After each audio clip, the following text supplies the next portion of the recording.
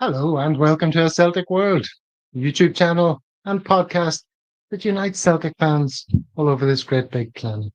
From Castle Milk to Kowloon, from the Giant's Causeway to Causeway Bay, wherever you happen to be watching from, you're very much part of a Celtic World. And it's just me here today on my own. As you know, over the close season, we don't really want to waste your time with daily tittle tattle talking about players you've never heard of who will never wear the hoops. So we'll leave that to other channels. Instead, we like to bring in novel stuff such as chats with Celtic supporters clubs like today's. And also, I wonder, did you see the pilot episode of A Celtic World North America? Co-host Shawnee Boy from Philly and Chris from Bell Buckle, Tennessee. We're joined by Sean from Detroit CSC for a blether about the season from their perspective.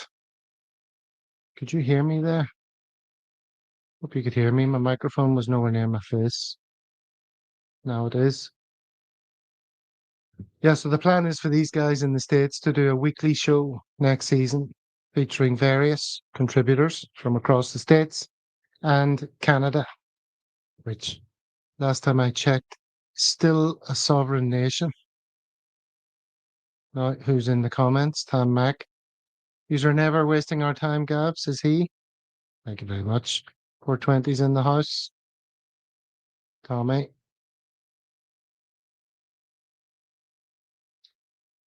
Craig saying good morning to Kaiser, who's also there. Kaiser, hail to the Celts. I think that means HTTC. Oh, Mickey Moynihan says I'm loud and clear anyway, even though the microphone was far away. All right, so I'm here for the duration, and I'm just about to hit play on the video. So it's recorded. So you lovely people who are in right at the start understand that this is a recording and that the people in the video can't respond in real time to your comments. There's always people who turn up late and they're asking questions and they get annoyed that no one's answering their questions. So I'm going to play the video and come back at the end just to wrap it up. So without further ado, it's time to get to know Hong Kong CSC. Here we go. Martin Carmody from Hong Kong CSC. Welcome to the Celtic World. Hi guys. Thanks for having me. We're delighted to have you. I believe you two have met. Yes. I've been over in Bangkok a few times. The last time was for the get together of all the Celtic supporters clubs that were invited, or whoever could make it. But yeah, had a couple of good trips over there in between as well. Okay, brilliant. Well, we'll be talking about that later on. Obviously, David, we're here today to talk about Hong Kong Celtic Supporters Club. Hey. Martin, how long have you been involved with the Supporters Club there? Oh, I arrived in Hong Kong in 2006. So that was about 9 years after the handover. And yeah, I arrived. I think I moved out of Manchester, and the first game that was on TV in the Hong Kong Celtic Supporters Club was Celtic versus Manchester United. So I moved out of the city after being in Manchester for 10 years.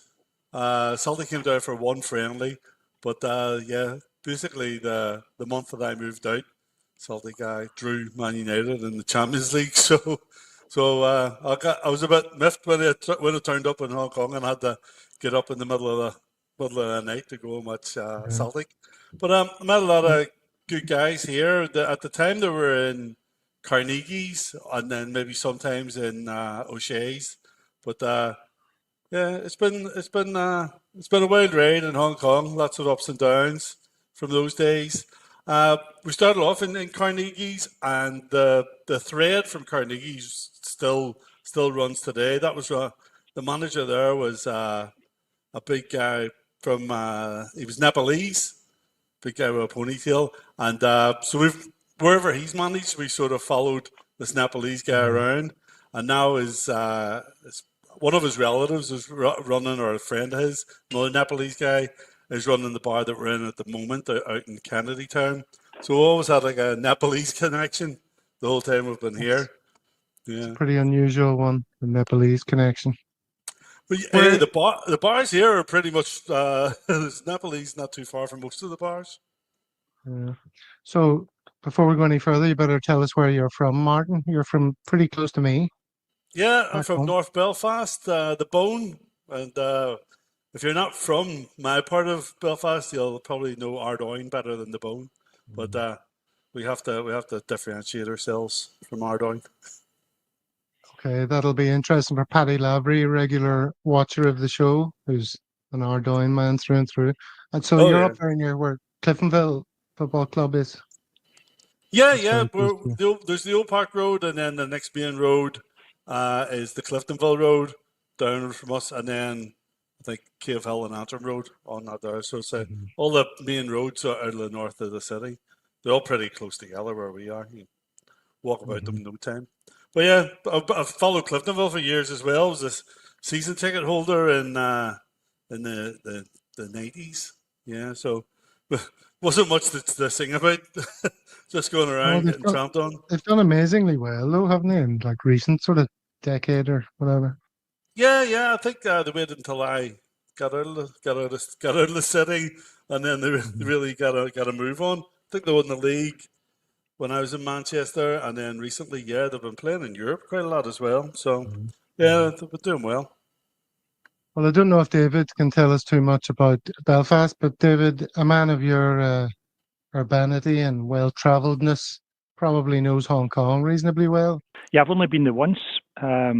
I think we remember getting the ferry across. I think it was it Lantau Island, or we went to Kowloon. It was one or t'other, but that was a fantastic holiday. Lots of fantastic food. Perhaps not the haute cuisine that Martin probably is more familiar with, but I do remember one of the dishes we had was banana with wrapped in bacon and deep fried, and it was absolutely superb. Superb. That sounds like more like Scottish cuisine, does it not? Than Chinese. And Anything deep fried is always good. that's it. There's little stalls here, little hole in the wall sort of restaurants, and every time we go past one of them, and you go over and it looks like everything's been fried, and then they refry it while you're there. So it's like triple fried. So you always go, oh, there's the Scottish restaurants. Let's go over and check them out. It's always a delicacy to be had. Definitely. Right, so here we are. Hong Kong is obviously just south of Shenzhen there. Do you want to tell us a little bit, Martin, about Hong Kong's not part of China, but kind of is? What's going on? Educate us a bit. Hong Kong SAR special arrangement with China. So they've got a different sort of government, and what it's two systems, one country is what they call it, and they've got the same sort of thing going with Macau around the corner from us there. So we've got our own government that makes its own laws and its own police force and its own basically its own football team in FIFA and stuff like that. So we're like a city state sort of. Our great rival is Singapore, is the other big city state in Asia. So that's who we normally compare ourselves with. House prices and economics and schooling and things like that there. But it's a tiny place. You can get from one end to the other in an hour or two, no problem. And if you look at the map, you'll think of Hong Kong as all the most skyscrapers in any city in the world. But if you look closely, 70% of this place is a country park. So there's all those country parks along the border with Shenzhen, and then just the north coast of Hong Kong Island itself is the big skyline, and also in Kowloon as well. But the rest of the place is green. Over in Lantau Island, apart from the airport, that's like a nature reserve almost, and all the little islands dotted around. So like 60, 70% of Hong Kong is like a nature's paradise. and everybody goes hiking here. It's the national sport is hiking.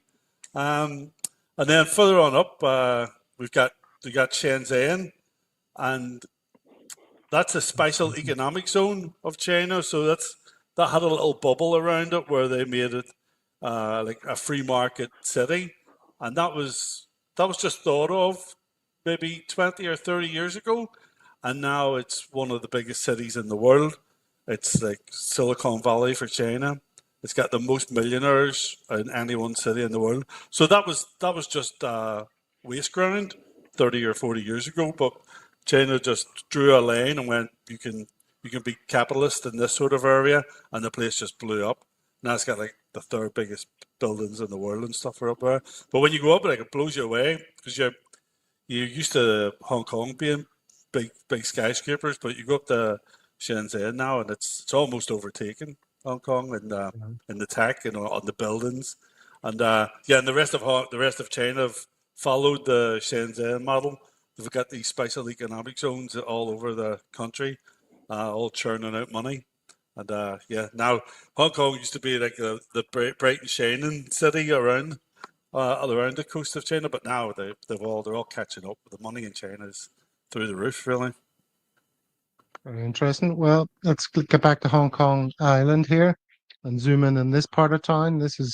We're zooming in on where the CSC meet to watch the game. So tell us about this part of the island. Yeah, this is the west side of the island. Takes you out over to Mount Davis there. So again, you can see the Victoria Peak just there in the middle. That's the highest part of the island. So that's all and you can walk straight up there. It's not like a giant peak or anything.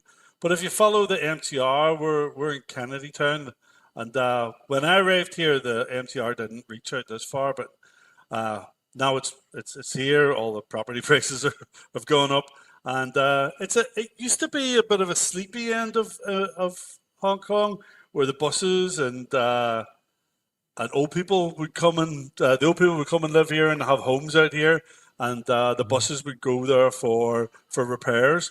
But now that the MTR's arrived, it's got all the bars and restaurants have opened up. There's a younger generation moved into the town. So a lot of coffee shops and restaurants have taken over. But there's still a lot of the old Hong Kong, old Kennedy Town things there, still there. You can still get a lot of car repair places and things like that. But recently it's been gentrified. So I used to live there when I first arrived, but I couldn't afford to live there anymore. Okay, and you saw there in the map Forbes 36. That's where the CSC meet. Should we have a wee look at that? Sure. Although I understand that some of these photographs might be a bit out of date. Well, there's Forbes 36, and then there's another Forbes 36. Yes, this is the original Forbes 36 on 36 Forbes Street. But this place changed into a chicken restaurant, changed into it went through a lot of iterations. I think now it's a Japanese dessert store.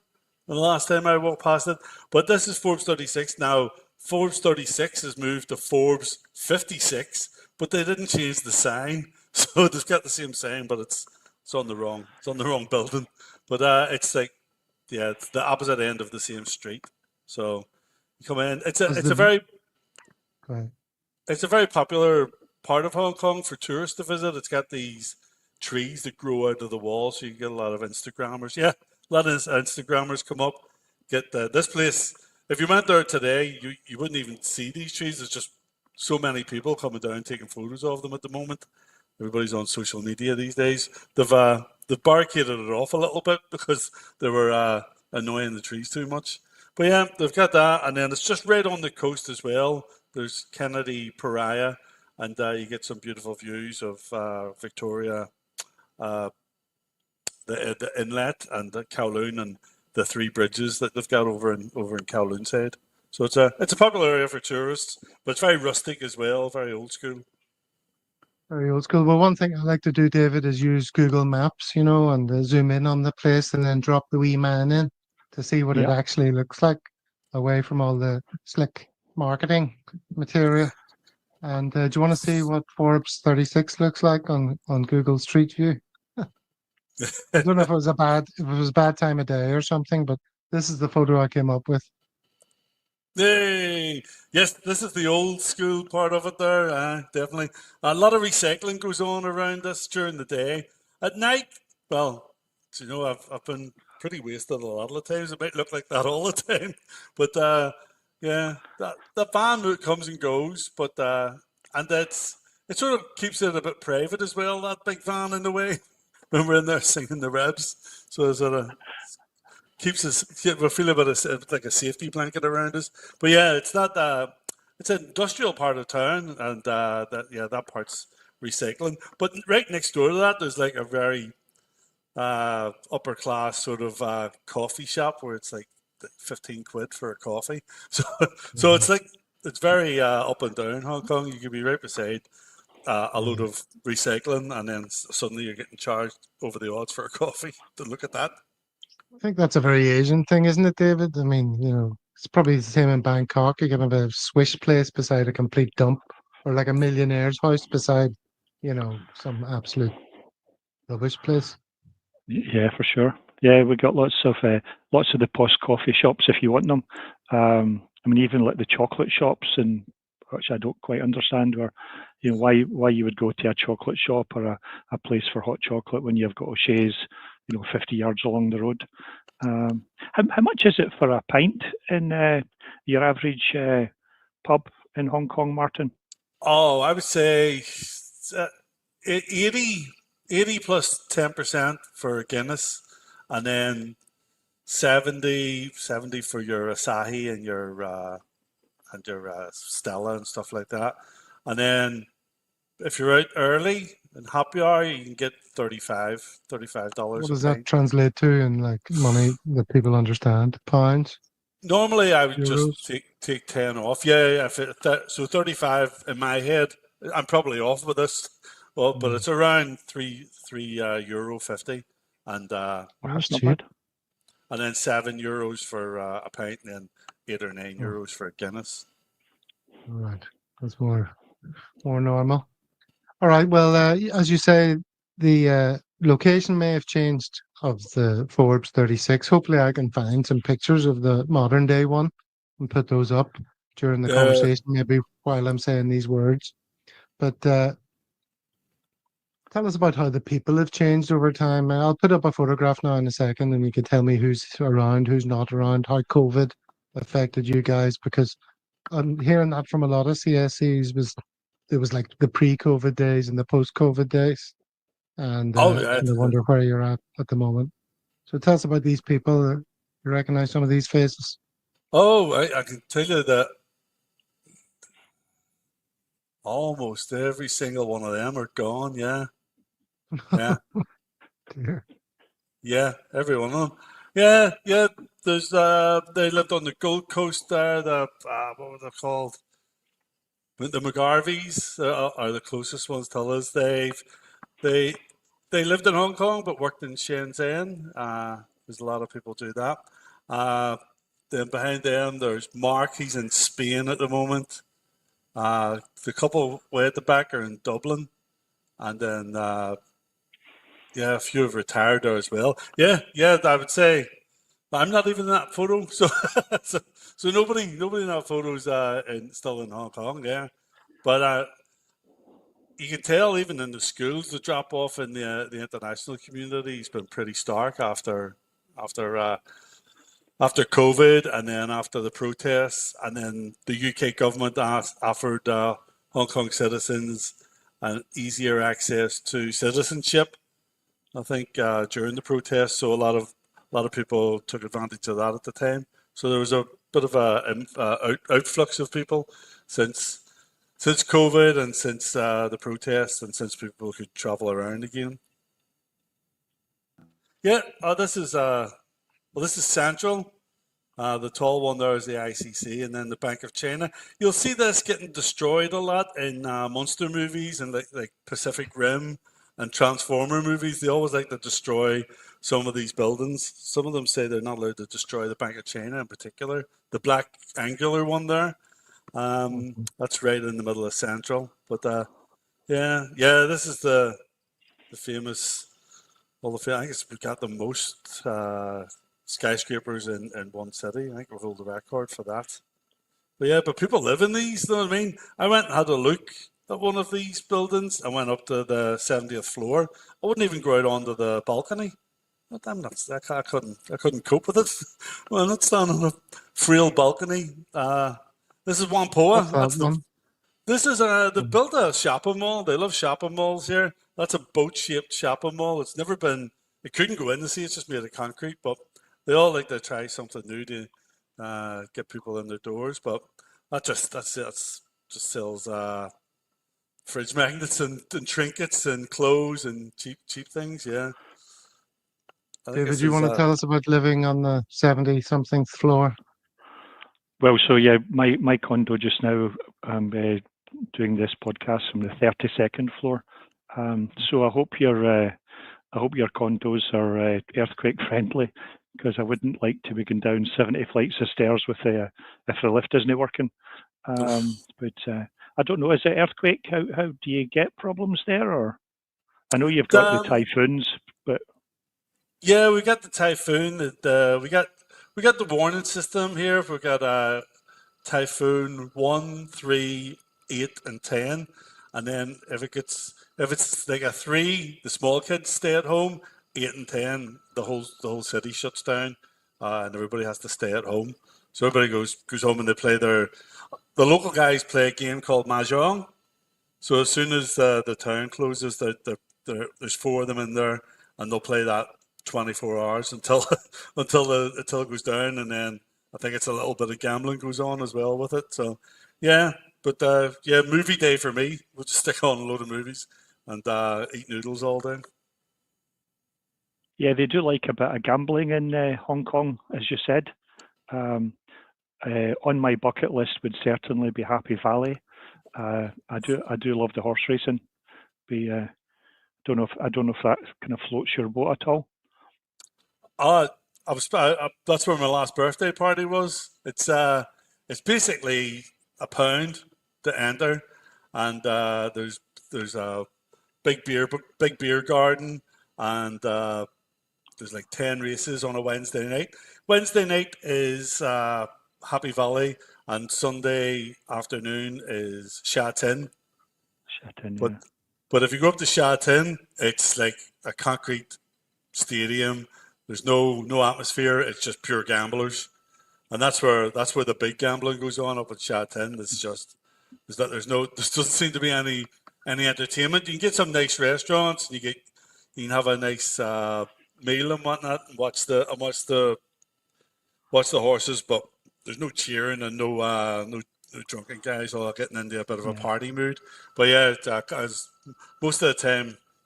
I can't remember leaving Happy Valley racetrack a lot of the time. So look, I can't remember how much I've lost as well.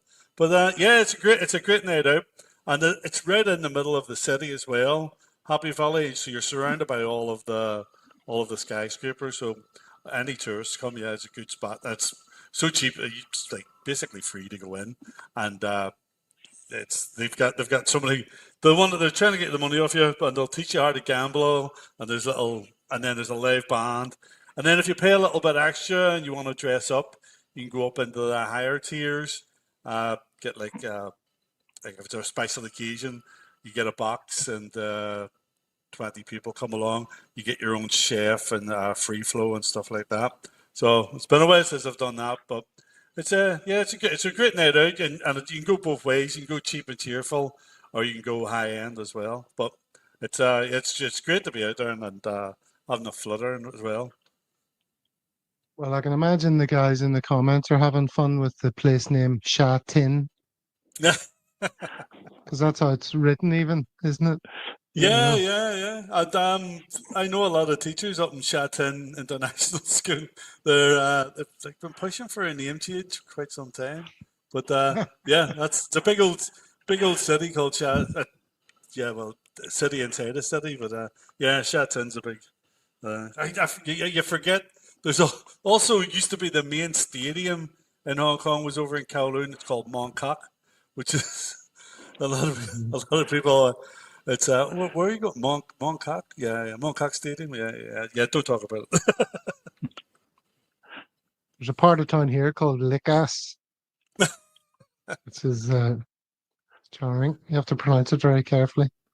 Get it right. All Well, right. my Any good absolute place names in Bangkok, David, for us to laugh at, titter at? Well, I think Bangkok kind of covers Bangkok it itself, pretty of well, course. to be honest. yeah. Yeah.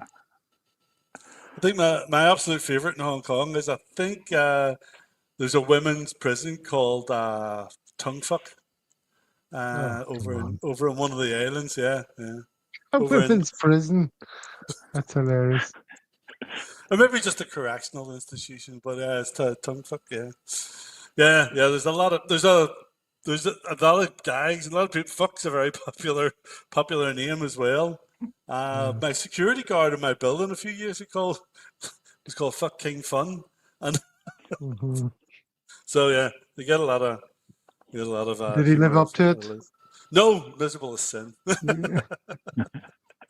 See, that's much more the Celtic world kind of content that they were hoping for. None of this cultural, historical stuff. Just give us funny place names. Oh yeah, there's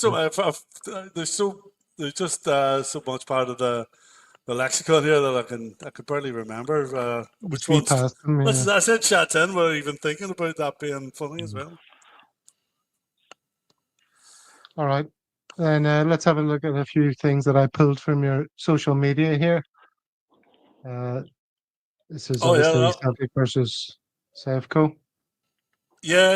It looks like Kieran, the young boy, he's over from Glasgow. He's originally part of the Green Brigade, but he studied Mandarin, and now he's out here teaching as well. He's a great boy. He's he's a little bit better at the graphics than what I am. I think he does Canva or something like that. But yeah. So he's done that for us there, and he runs a little Instagram page for us as well. Yeah. He's done that. Beach party and barbecue. What the government lay on in Hong Kong is pretty great. We got all these well looked after beaches. We've got nets around them in case there's anything that'll bite you. We got and they've got barbecue pits that are looked after and cleaned as well. So you just turn up with the top of the barbecue and your meat, and you can just have a barbecue. There's no rental or anything like that. And basically, almost every little estate in Hong Kong has a mini stadium as well, with a running track and a football pitch. And there's lots of the amenities are really great here, like swimming pools. This is actually Moncock Stadium here. This is Edward. He's the assistant manager of one of the Premier League teams here called Eastern, and there's also another team in the league called Rangers, who were brought into being by Rangers as like a feeder team, I think, back in the day. So they've got the exact same kit and the same badge. This year, this is the total same amount of trophies as well. They just got hammered in the cup final as well by Eastern a day or two ago. So whenever they're playing Rangers, we try to make a special guest appearance with their Celtic tops on, just to wind them up. Yeah, that's funny. I saw that in one of your pictures, or when I was looking for pictures of Hong Kong CSC, one of the highest profile ones I found was posted by Tam from Seoul CSC, who we've had on the show a few times, who's a great fella. And I was saying, "Oh, what do you know about Hong Kong CSC? Can you tell me?" And he says, doesn't know a great deal, but he knows that both sides of the Glasgow divide are quite well represented in Hong Kong, or have been historically. So there's plenty of the other side knocking about as well, is there? Oh, yeah. Well, when I first got here, I'd say most of the Celtic and most of Celtic and the Rangers guys were all here due to the UK's involvement in Hong Kong up until 1987. So, yeah, a lot of solicitors, a lot of security workers, a lot of people, civil servants, all of those guys in the legal system and in the police, they were all in Hong Kong, and a lot of them stayed on after the handover was finished. But yeah, I'd definitely the Rangers side before COVID was very big. There's a football club here as well, and they invited Celtic and Rangers used to get invited over regularly for the 7-a-side tournament in Hong Kong. And then recently Celtic got invited to one in Dubai and pulled out of the Hong Kong one. But they paid for the Rangers and paid for the 9-in-a-row team to go out and everything. So yeah, there's a lot of money floating around on that side, whereas we're happy with a barbecue on the pitch.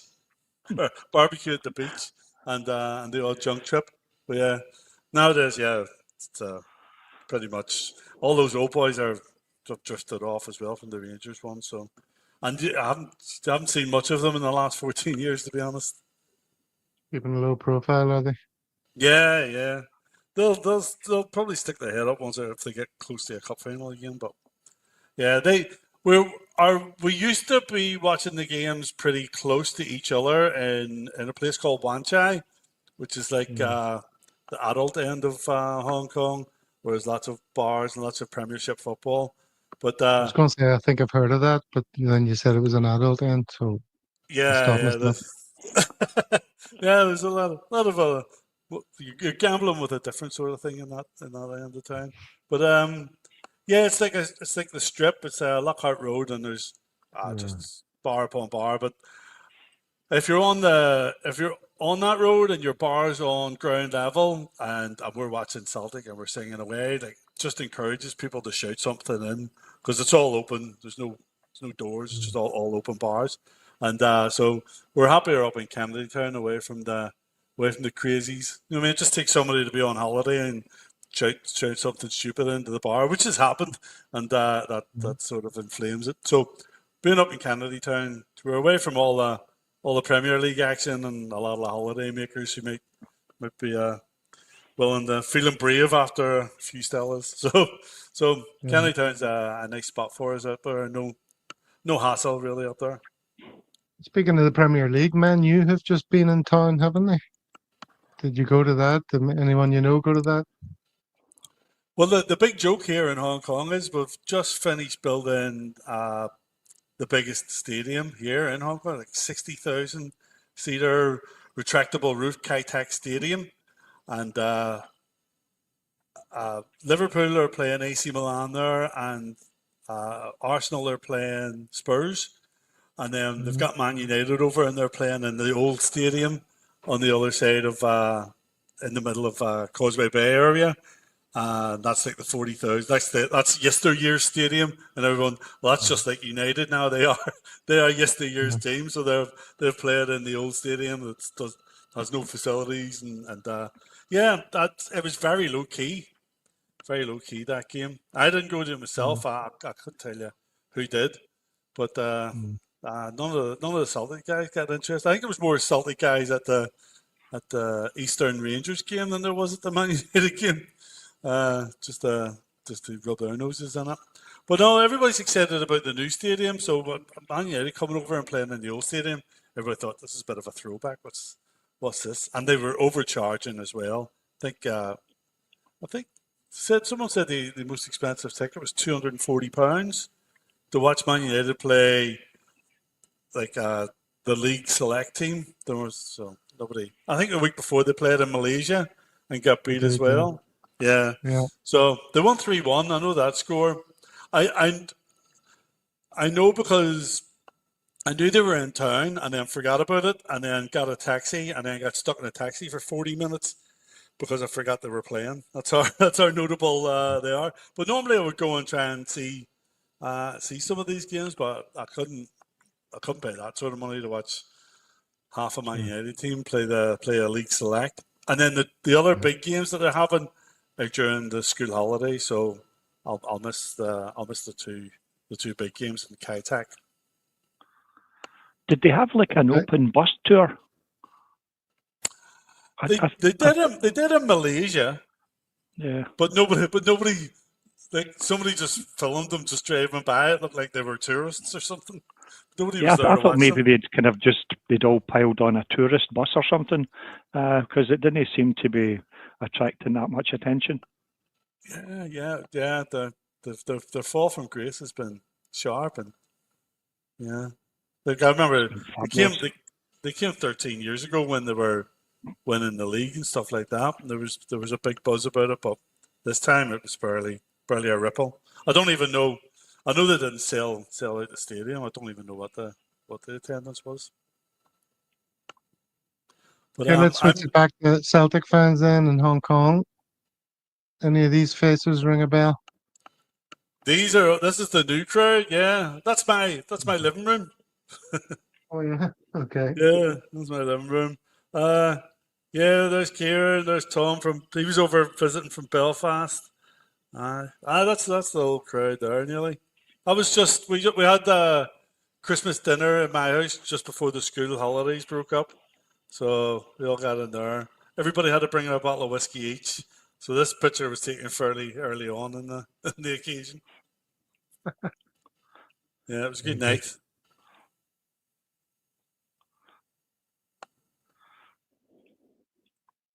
And to say about this? Oh, This is your the t-shirt. merch. Yeah, merch. yeah. Every now and again, somebody asks for a T-shirt or a polo, and if it's anybody who lives in Hong Kong, they immediately get told to go and make it because it's such a hassle. So yeah, I think Kieran made these ones.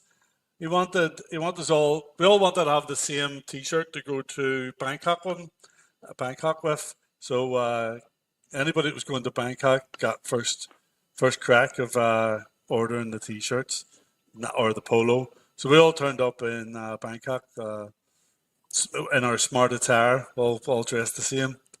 And then as soon as the sun came out, we all started going, right, let's get some T-shirts out. And something not black. Yeah. Actually, the merchandise was fantastic.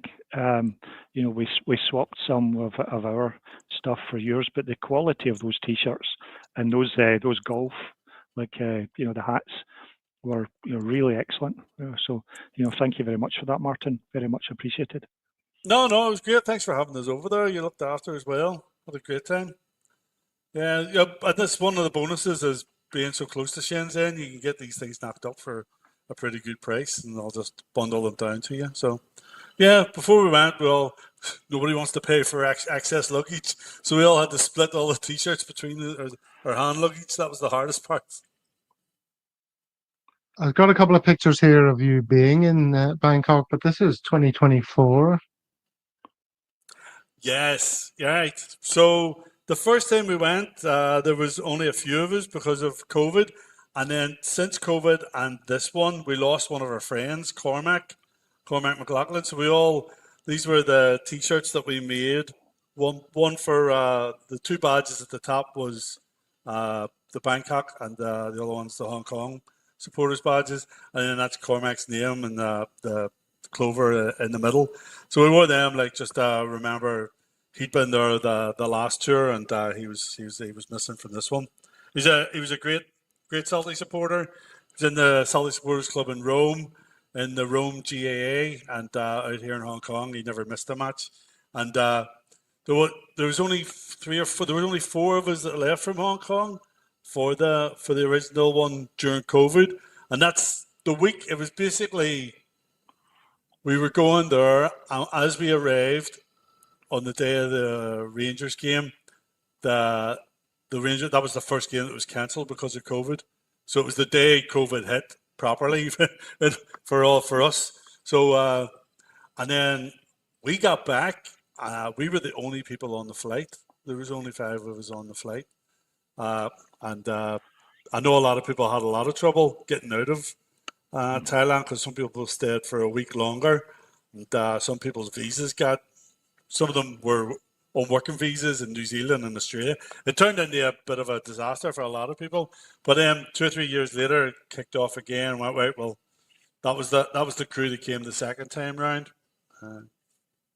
Yeah, every time we went, it's been eventful. And which year was this? That's this year. Yeah.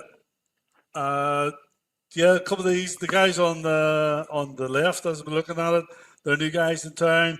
Next to Didi's Kieran there, and that's Paul. Paul was in between me and Kieran.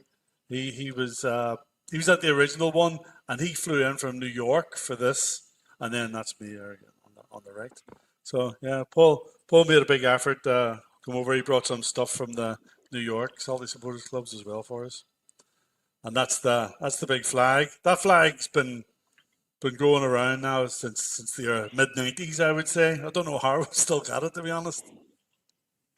It's been in some dodgy predicaments. And a great event then, David, in Thailand. Well done.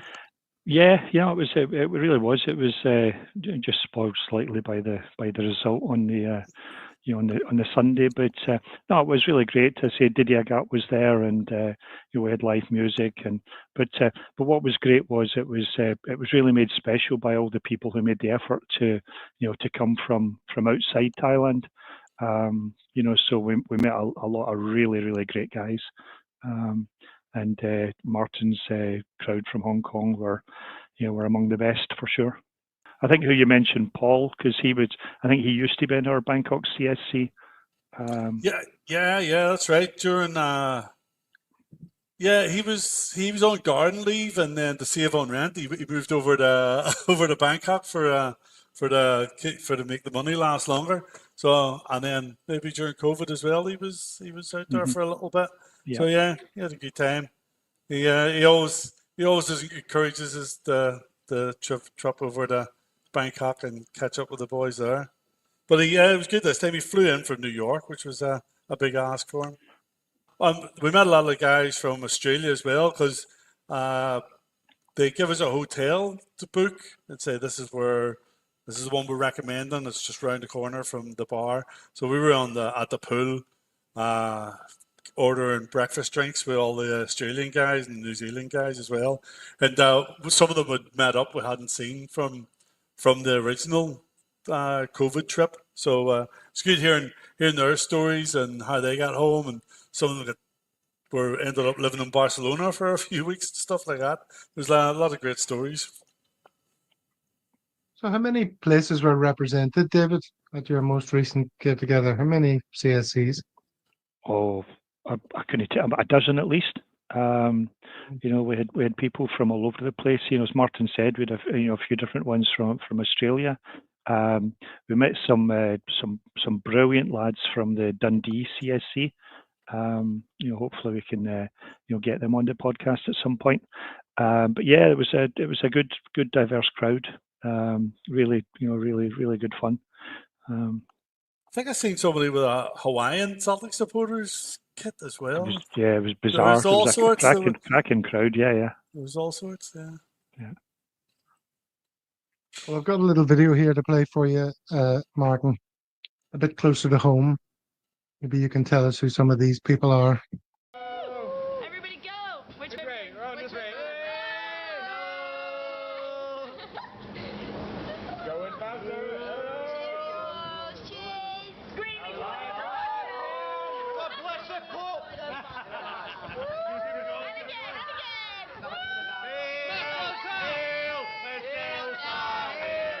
What the hell do we care? What the hell do we care?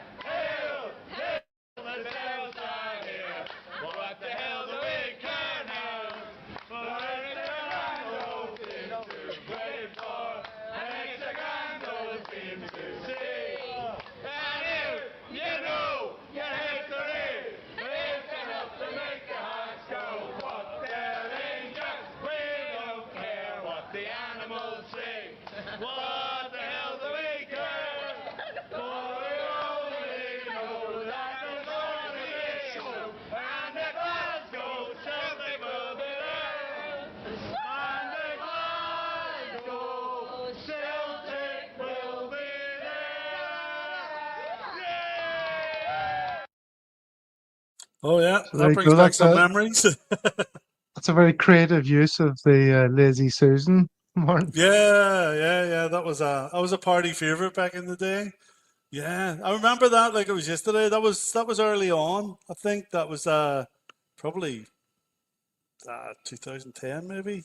Yeah, we'd hired a boat, and we didn't cater the boat, so we went out to an island and stopped at a restaurant, a seafood restaurant, and everybody was merry by the time we got there. I don't think there was much food to eat. We just ordered more drink and got back on the boat again.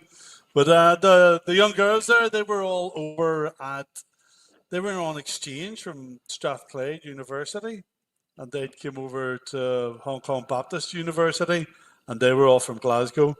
They just got the nickname as the Glasgow girls for the 2 years that they were studying in Hong Kong. But they like the good long white wine pours that you get in Kennedy Town. So they frequented the Celtic bar more for the big pours of wine, I'd say, more than the football. But they would come out for all the parties. One of them went back, finished their degree, and now Megan, she's back here in Hong Kong teaching. So one of them's still here, and I think that was our most watched video because they have two girls snogging during it. I was going to ask. I thought I was imagining that. I thought it was my own mind or something. But that's what it looked like.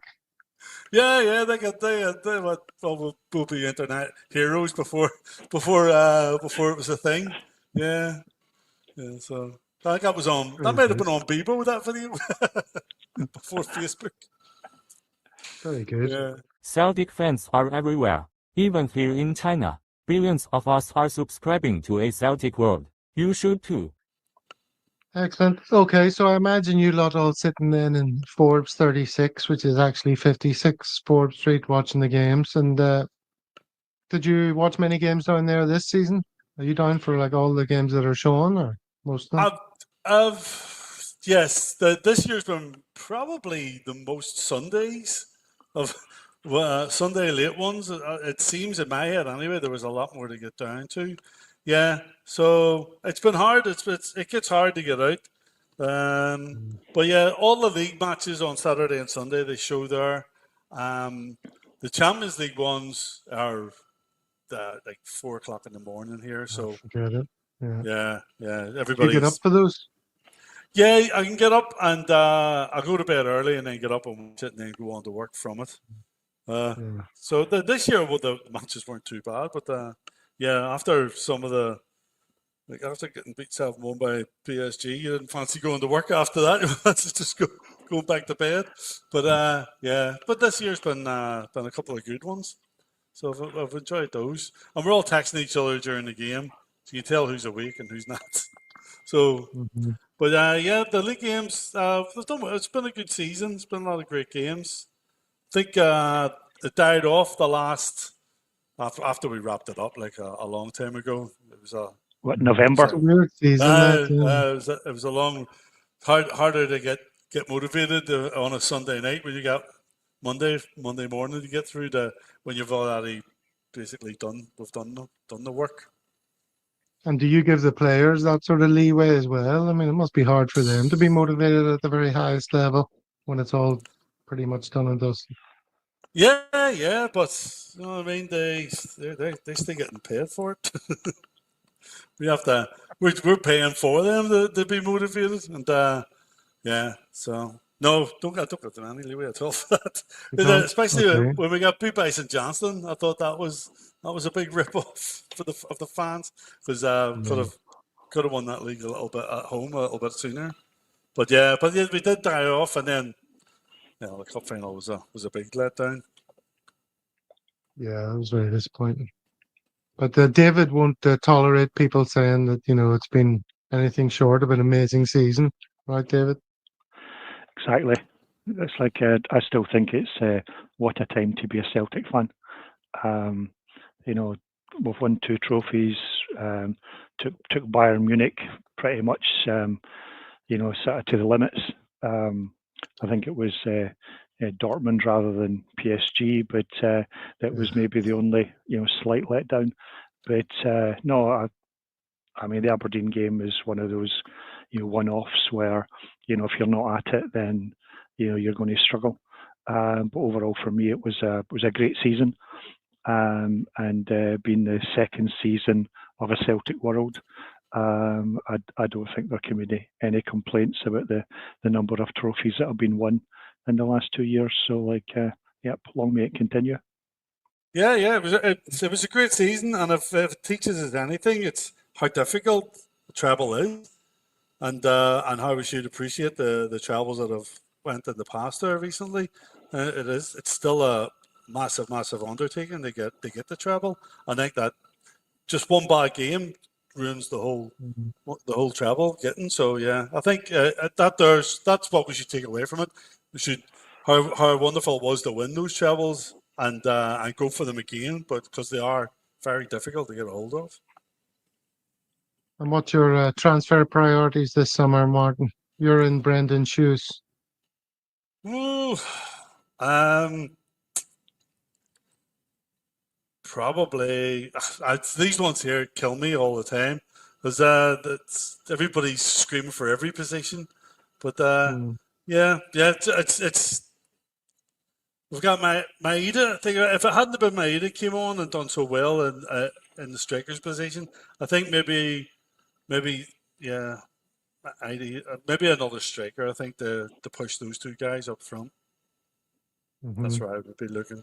But we got I got Tierney coming in, and when as soon as the season finishes, like the week before the cup final, really, and then it goes into funny season where it used to be selling newspapers, but now it's clickbait.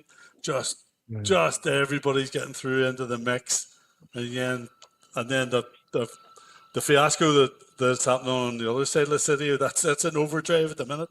So yeah, I try to turn it off for a couple of weeks until near the start of the new season, because it just gets crazy every week. It's like just shoveling more players onto the mix, and who's it? Patrick Roberts is coming back again. something like that. Always, yeah, the old names get pulled out again. But yeah. You're the antidote to that, because instead of talking about speculation every week, we have one show a week instead of two, and many of them are going to be talking to CSCs like yourself, in Hong Kong, rather than just throwing names around and wasting everybody's time, including our own. That's it. Yeah, there's like the people in Sky have to pay all these pundits money over the summer, so they'll just come and spread a load of nonsense for 4 or 5 weeks. But yeah, it's the time of the year sometimes I mute the WhatsApp groups as well, because they just flare up speculation every few days and going on, and then 99% of it doesn't come anywhere near to being the truth. So exactly.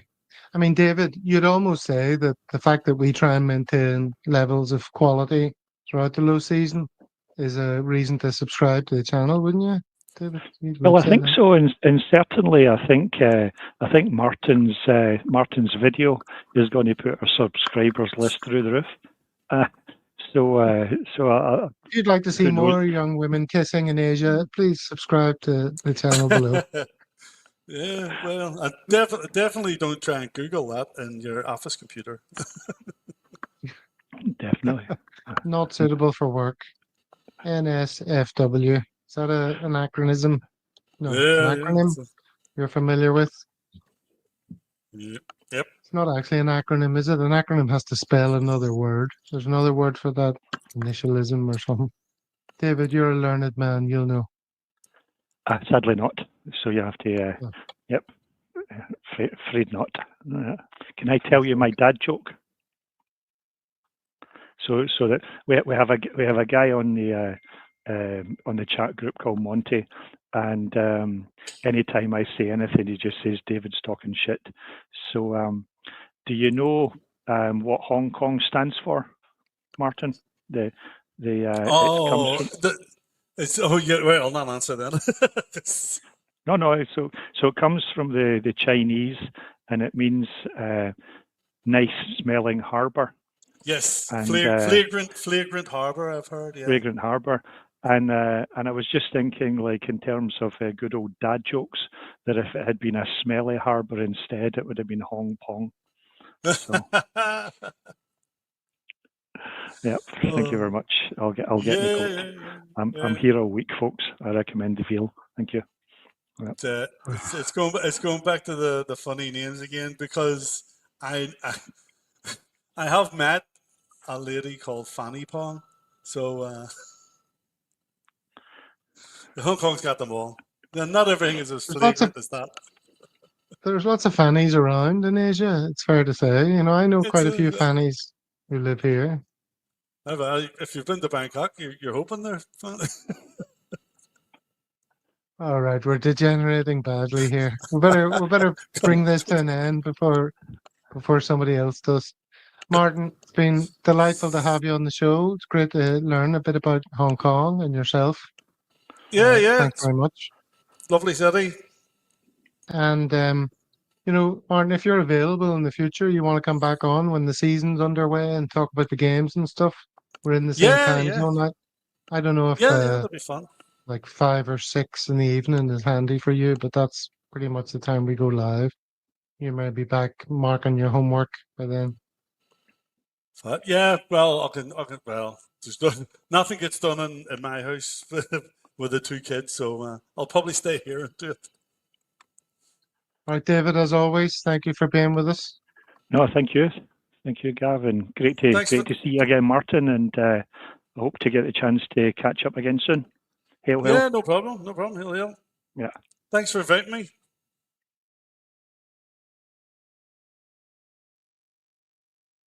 All right, so there you go, troops. That was Martin from Hong Kong CSC. Hope you enjoyed that little insight into his experience of being a Celtic fan in that part of the world. That's what we do. I'm not going to take up any more of your time. We'll just wrap it up. So thanks to the people in the comments. Cheers, Craig. Cheers, 420. We're back next Thursday with a sort of get together, just a few of us just chewing the fat on what the news is, I suppose. We'll talk about transfers if they're anywhere worth talking about, close to becoming a reality. I'm sure we will talk about the situation on the other side of the city, as has been going on in the chat, because like today's the day that they announced their new manager. And I'm sure we all have views on him. I can tell you that at least a few voices in the Celtic world think that of all those mentioned, he was among the best option. Not that anyone's too worried about him, but my comment on something on YouTube was that he's too thoughtful and decent a guy for their fan base, their short-term Neanderthal fan base. And they'll be screaming for his head in no time. And he's the kind of manager I think that needs a bit of patience, of which they've got none. John Clements, if you're watching the Celtic Way, get in there. Sponsored by Seneca Hair Restoration. I do not want my hair restored. I'm quite happy. Wake up in the morning looking the same as it did when I went to bed at night. It needs hair. Just another thing to worry about. Paddy tells us that the wine bar is opening soon, so it's closing time here in the pub. So thanks for joining us, and we'll see you next week when we're, like I say, a few of us will be back for a chat. All right. Cheery bye. Yeah.